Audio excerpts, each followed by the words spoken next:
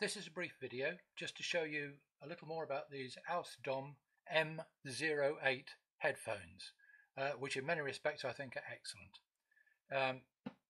Box is very nice. You'll see they come extremely nicely packaged, very stylish, and they slide out like this. That's what you find. Headphones and a good packaging, I think. It looks really cool.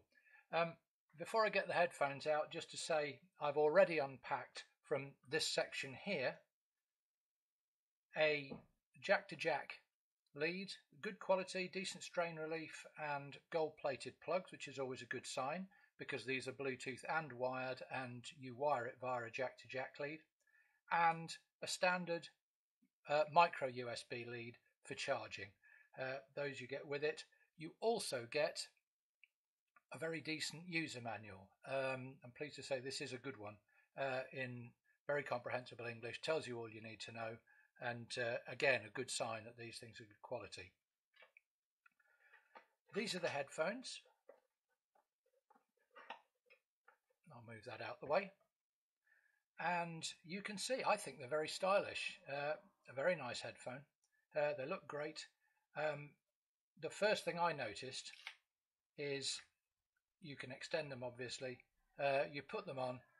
These are fantastically comfortable. Now, they're quite small ear cups, so they kind of sit, your whole ear doesn't fit in there, but they're so soft and comfortable that they're almost like over the ear rather than on ear pads. They are some of the most comfortable headphones I've ever used, and I've used a lot, and I'm very impressed with that. They seem like very good quality as well, with decent stitching and so on. Really nice. They're extendable, obviously. They are foldable. You don't get a bag or a case to keep them in, but they do fold up very neatly for storage or transport, which is a help.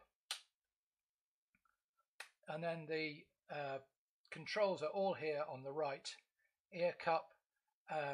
There is the input for the jack lead if you're using wired connection, and the three buttons you'd expect on Bluetooth headphones.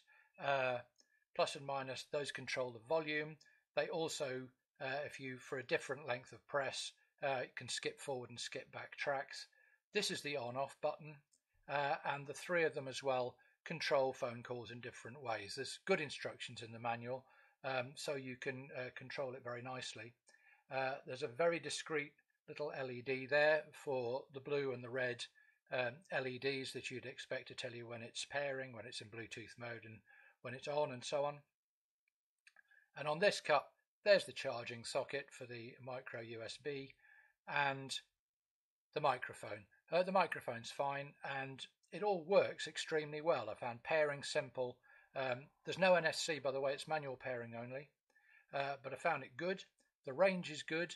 The battery life seems very good. I haven't tested it to destruction, as it were, but it seems like a good long battery life by the standards of these things. They're well made, a very, very nice shiny headband, extremely flexible, good padding here. I've had AUSDOM headphones before, and they make a very good headphone. They do. They're good quality, they last, they're robust, and if you do decide on these, they should give you very good service for years. The sound is, well, it's very good in lots of ways, and it will suit some people excellently. The bass is extremely strong and very, very firm and very deep as well. I put everything I test for audio products through the same test list of tracks, as long as a load of other stuff, but I have this standard list so I can compare them fairly. And a couple of the things I use are specifically to test bass. There's some classical music, a theorbo piece, which is a type of bass lute, which has some very deep resonant bass, and it sounds great on these.